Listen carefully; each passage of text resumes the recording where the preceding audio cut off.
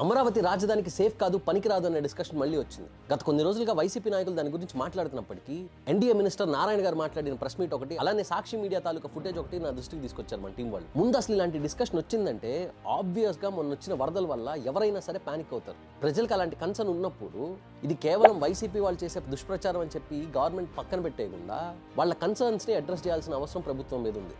అయితే అమరావతి రాజధానికి సరిపోతుందా లేదా అనేది నేను ఆఖరిలో మాట్లాడతాను, కానీ ముందు నారాయణ గారి ప్రెస్ మీట్ విందాం. అయితే గతంలో వైఎస్ఆర్సీ ప్రభుత్వం ఇదంతా మునిగిపోతుంది, ఇక్కడ రాజధాని కట్టడానికి లేదు, ఈ రాజధానికి పనికిరాదని ప్రచారం చేశారు. వరల్డ్ బ్యాంక్ కూడా యాక్చువల్గా వాళ్ళు నెగిటివ్గా ఇచ్చారు, ఇది పనికిరాదని.